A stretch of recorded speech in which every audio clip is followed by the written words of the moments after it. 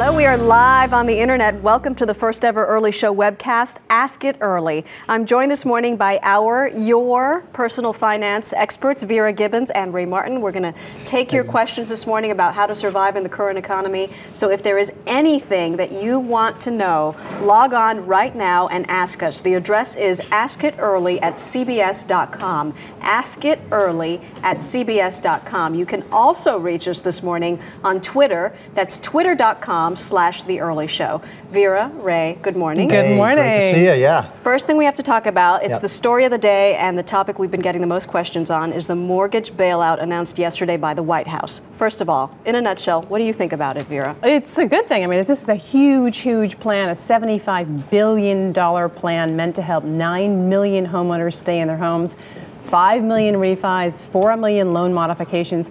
Clearly, we need something. This is about providing stability back to the housing market. 1 in 5 owe more in their mortgages than their home is worth, and 1 in 10 behind in their payments or in foreclosure. So this is about, as I say, bringing stability back to the housing market. Okay. That sounds like the government response. Vera, I can't take issue with any of that because, clearly there's a crisis here. However, there's a but huge however here. And we've heard this a lot.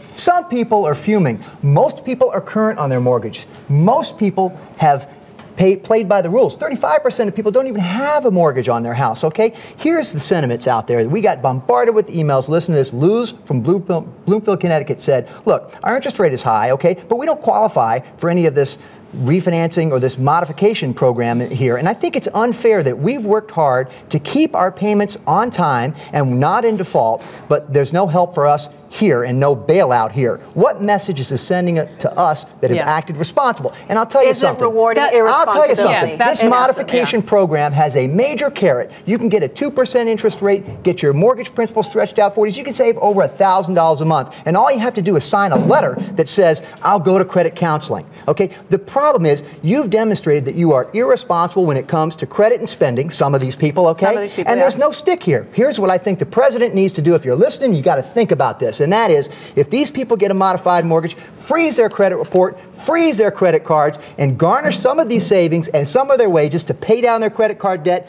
their existing auto loans, and build up some emergency funds with some of that savings so they don't go back to the trough later and get in trouble again. Otherwise, they could be back in the same position. Exactly. All this irresponsible spending. But wait a minute. Control them. You need a stick here. Isn't there, I thought I read that there's a trial period of 3 months, and if they don't make their payments during those 3 months, it gets yanked. Sure. And then what do? They're back at the trough again, and then they can go file bankruptcy. Okay. So here, if they're going to get this money, take away the credit cards and the auto loans and make them pay those down with some of the savings. All right. The rest of us won't get help here, but we know these people will be truly rehabilitated. Otherwise, you're going to give them more cash flow, and what are they going to do with it? It's like giving drugs to a drug lock addict. up the liquor cabinet and don't give them the key. On the flip side, if they go out and spend, that's good for the economy. True that. But that got us in trouble here in the first place. Yeah, that's true. So too much spending on things people couldn't afford. All right. So let's not get there again. Okay, real quick, I love the Wall Street Journal because it spells it out on page A4 if you have it at home.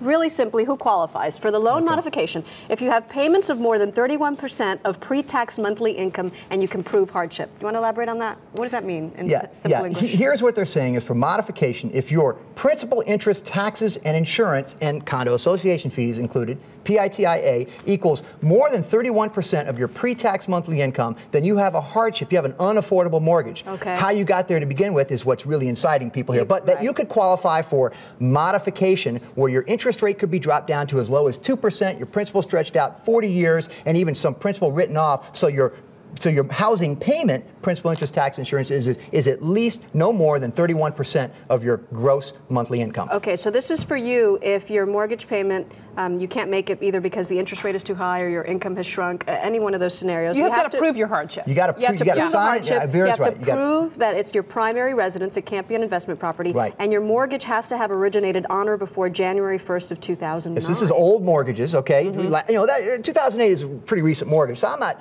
that concerned. And the mortgage can't be more than $729,500, and it can only be modified on a first mortgage. Okay. So if you have a piggyback loan, a second mortgage, you're going to have to get that lender to write that one off. You don't qualify if you're not about to default. You have to be just about to default. And you also don't qualify if you're an investor, speculator, if you bought these homes on spec. Yeah, that's the second. It can't be a second home, that kind of thing. But for modification, you can be late on your payments. You can be defaulting to get modification. That does work. Refinancing, okay, you that's can't the next default. one. Okay, I was talking about modification here. Okay, you qualify for refinancing if you have loans that are owned or guaranteed by Fannie Mae or Freddie Mac. Absolutely, no way around that? Okay, there are some lenders that will participate in this, and lenders that take government money, a second round of government money now, will be required to sign a contract with the Treasury Department to participate in the Making Housing Affordable plan here. So refinancing could be available, but right now it's just the mortgages owned and guaranteed by Fannie Mae and Freddie Mac for this refinancing program, and that's 60% of all mortgages, so it is a lot, okay? And I would suggest if you're not even sure if you do qualify for this, just call your lender and ask them. The program went into effect yesterday. The lenders are being bombarded with calls. Do I qualify? Am I eligible? How do I go forward with this? Yeah, and the Treasury also put out there you can call 1-800-FANNIE or 1-800-FREDDIE to find out if your loan is owned or guaranteed by them also. If your lender's phone line doesn't pick up. And most of them are. Let's get to the questions. How many, Eric, our producer, is monitoring? How many questions have we gotten since our segment this morning, Eric? Hundreds. Hundreds. It's tough to keep up.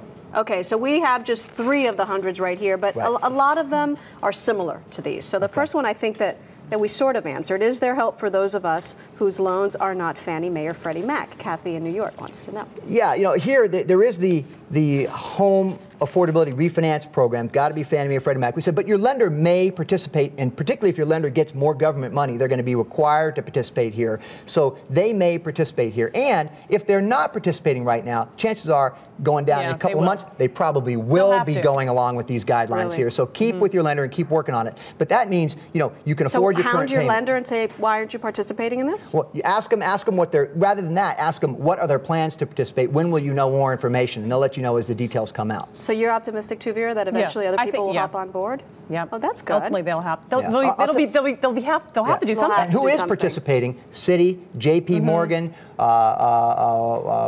Wells Fargo, and Bank of America. So if you have your mortgage with any of those, which is a good chunk of people, they'll be participating. That's great. All right, next question from Lanny in Massachusetts. Is your credit rating affected if you use one of these mortgage plans? Good question. Okay, for home affordability refinance, no, because you're current on your payments already, and that shouldn't affect. For home affordability modification, this government bailed out mortgage for you, your credit is probably already hammered because your mortgage housing payment is more than 30-40% of your gross income. You're already probably late on something. If it's not your mortgage, it might be on credit cards and auto loans here. And if you do the modified mortgage, they're going to try to write off your second mortgage if you have a piggyback loan for those people. So that'll show up on your credit report.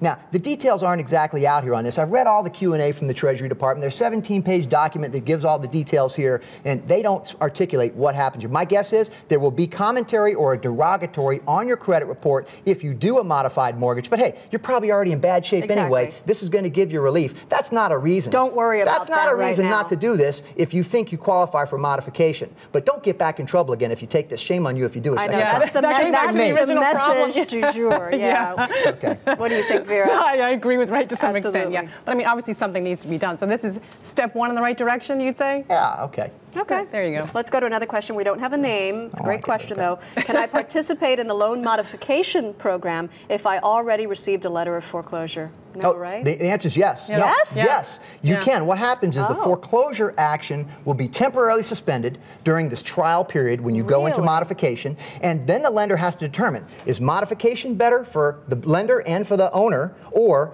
is there other options they can see? So they got to do a mathematical calculation called an MVP calculation, MVP. But, the point is, modification may be better than foreclosure, and then if not, then they have to consider other foreclosure actions like short sale or deed in lieu of foreclosure. If none of that works, then they'll start proceeding again with the foreclosure. So it gives you a stay of execution, if you will, for a while. Try to work out the modification, and if none of that works, then you go through that other waterfall of options. So if you're in the process of foreclosure, go ahead. It stops. Foreclosure is temporarily suspended, and then you go into this modification to try to work that out. Oh, I was not clear about that. That's good. Okay. All right, let's show. We have a real life scenario, okay? This is Eric and Heidi from New Jersey, right? Okay. No, they're from Long Island, New York. Nassau County, New York. We purchased our home in 2005 for $563,900. Our fixed mortgage rate is 5.875%. Are we candidates for refinancing? Okay, want to go to the whiteboard? And go for it. Let's do a little I know you spelled that mortgage refinance 101 here and see what this looks like. Heidi and Eric. He loves the whiteboards. So Heidi and Herrick, welcome to Ray's Big Board here, okay? So you're telling us now your home value is about $468,000 based on your tax assessor's value. Go to Zillow.com instead, because tax assessment value and what it's actually worth are different. You can even you go repeat that website? Zillow.com. Spell it. Zillow, like willow tree, but with a Z. Or like pillow with a Z. Okay. That's how I call it. And what do you do there? Okay, you can actually put your address in, and it'll show your home's value, even a satellite picture on your home, and other homes and values, and comparable sales, and all that other stuff. Yeah, okay? another good one is Trulia.com. What is Trulia.com is another good one that I like. Trulia.com. There's plenty of them out there. Trulia.com and Zillow.com. Really get the real handle on what your home's value really is, okay? Because we don't know here, okay? But we're using the number you gave us for right now. You can even ask a broker to give you a BPO, or broker's price opinion, okay? Now, your current mortgage, you owe $429,000, okay? Now, what's your loan to value ratio? You need to know this, okay? That's $429,000, what you owe, divided by what your home you think is worth, the $468. $429 divided by $468 is 92%. So your mortgage is 92% of the value of your home. Most people can't refinance typically unless their loan is 80% or less of their home's value, okay? Your interest rate on this $429,000 loan is 5.875%. That's a pretty good fixed rate, by the way, okay? Yeah. I like that. Now, here's the factors to consider. First, what really is your home's value? We talked about that. I hope it's $468 and not much more over that, okay? If it's 105, if your loan is 105% of your, if your home's value is $410, you may still qualify to refinance under the home affordability refinance program, because now your LTV, or loan to value, can be up to 105%, okay? So we're just explaining that. What's your credit score really here? You said it's good. What is it? What your credit score needs to be here to get the best rates out there is over 740, okay? If your credit score is between 720 and 740, okay, you're still going to pay an extra hit on interest rates, okay? So 720 to 740 is really rock bottom to get the best rates. Even then, you can pay a quarter point extra. You want to try to refinance with your current lender. So call your current lender here, okay? We're giving you the refinance game and the playbook here. Here's how I work it. Call your lender and say, what can we do here? Because that's the best streamlined way to get this done.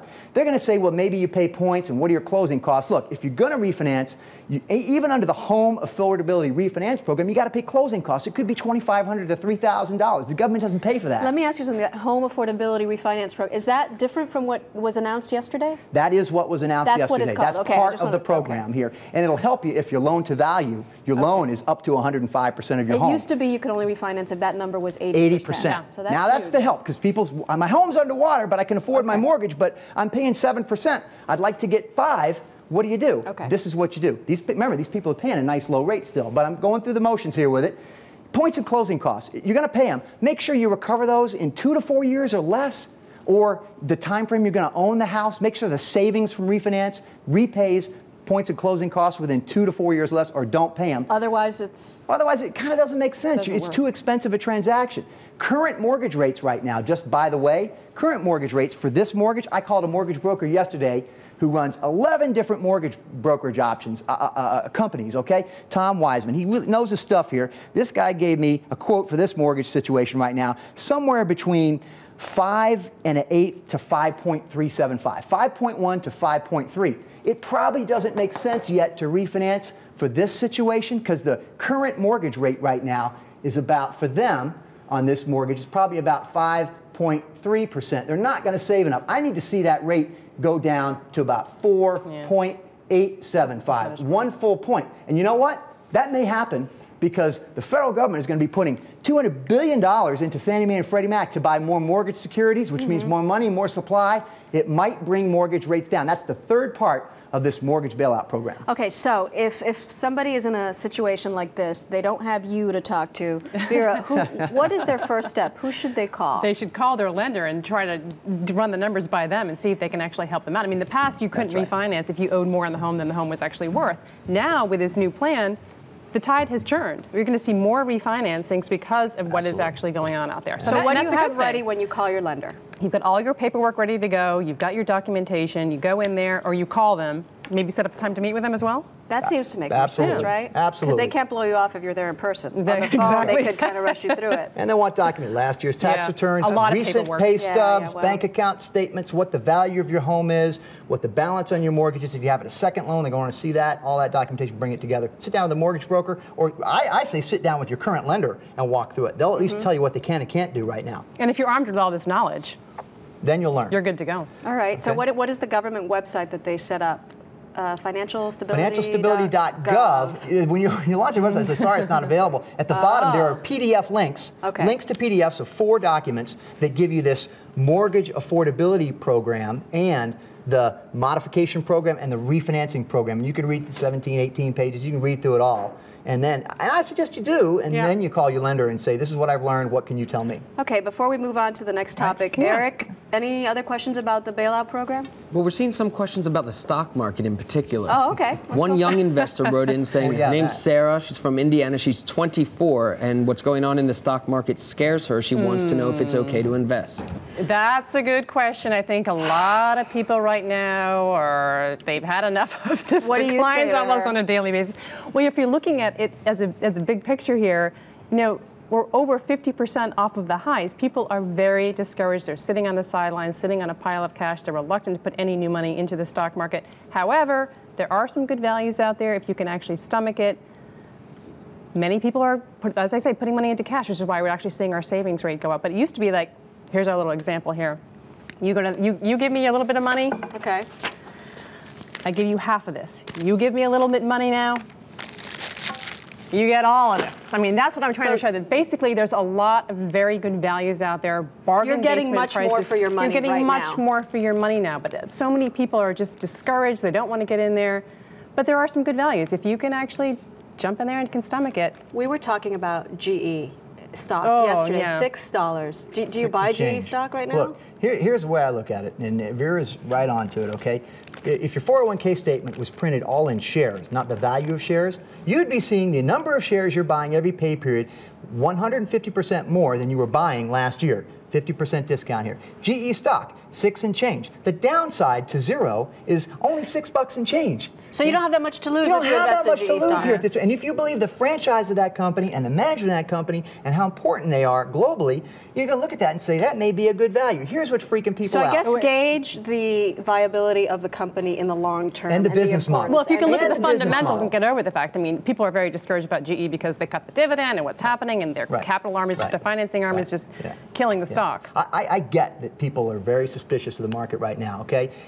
But you go back and look at this. We're down 52-something% here. The Great Depression stocks fell 83% and they fell for 34 months, okay? We've fallen 52% in 17 months. This is not the Great Depression, but we're nearing it in the stock market. And you know what? I think it's overdone. I think there are a lot of reasons to be optimistic here now going forward, and I think it's way overdone. Are you personally investing? Yes, I am. You, Vera? I'm holding off. I'm sitting on the sidelines, actually. I keep hearing anecdotally that we're, potentially going to see Dow 5,000. I believe it. Nobody knows seen any where the bottom is, when we're going to see the bottom. Have we already reached the bottom? Yeah. Nobody knows. And the reason you're hearing forecasters like that is a lot of people in the media today are 30 and 40 years old, and all they know is upside interrupted by 2 little recessions and a stock market dot-com bubble in 9/11, which they can chalk off as a one-off event. They just don't know this. And so people maybe that I'm have too been young around, to be optimistic. People that have been around for decades and decades and decades have seen worse before. All right. Well, if you're young, you've got the whole time. You've got Absolutely. you've got the horizon there. But if you're older, you're discouraged. Yeah. Okay, great question about the 401k from Eric in Georgia. While I understand that a 401k is a long-term strategy, I still worry about the month-to-month loss of my money while we work through this recession. To protect the dollars that I will potentially lose in the coming months, should I change my strategy by directing these funds into savings until the market turns? In other words, take out the money of your 401k and put it in savings until things get better. Some people are doing that. Okay, here's a 4-point plan. First, keep contributing to your 401k up to the match percentage, which is 6% typically, okay? Second, any excess savings that you have, pay off credit card debt, any debt that charges you more than 7% interest, pay that down, because you're not going to earn that kind of return anywhere else. Third, build up an emergency fund then. Have 6 to 12 months living expenses in cash. If you don't save more than 6% in your 401k, but save 6% to get the match. Now, if you've done all that, and you still have excess savings, go back to your 401k and put it in there every pay period, because you're dollar cost averaging and buying small amounts all the time here. That's the all-weather strategy, is dollar cost averaging. There you go. But here's the thing, too, that companies are slashing the matching. They're not doing the matching. They're doing away with the matching. How many? Less than Do you a dozen. continue? Not a lot have done that. Yeah, most haven't. It's been a few, and it's been sensational because it hasn't happened. But most aren't doing that. All right, let's try to get off in the next 15 seconds so we can be out at 9:35 even. last words of advice. Okay, my last word of advice here for folks. Oh, I think we got a Jeopardy. Do we have the Jeopardy board? We have time to do Here that. it goes. Oh, Here it we'll goes. go a little over. We can. Okay? It's the web. Listen. Look at your mortgage and your mortgage refi and modification options, because the game has changed. All right. And you need to review.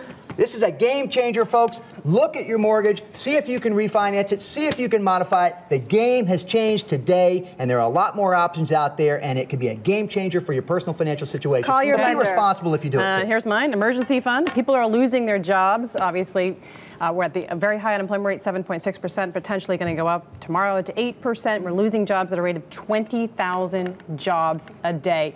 You want to have that emergency fund set up 6 to 12 months, as Ray said, so you're prepared. You're not dipping into the There you go. 401k. Don't you're save maxing for a out the rainy credit day. cards. Great. Save for a hurricane. You're It'll absolutely alleviate right, some of the Vera. anxiety, I think, that's out there. Those are two must-do things Yeah. right now. Ray Excellent. Martin. All right. Thank you. You're the best. All right. Thank Vera you. Gibbons. Thanks, Ray. Thanks, producer Eric, for Maggie. monitoring the emails. Yeah, thanks, Eric. Thank you all for watching our first ever webcast. I have a feeling this is going to become a habit. I think it's a really good tool. We hope so. Thanks for watching. Have a great day.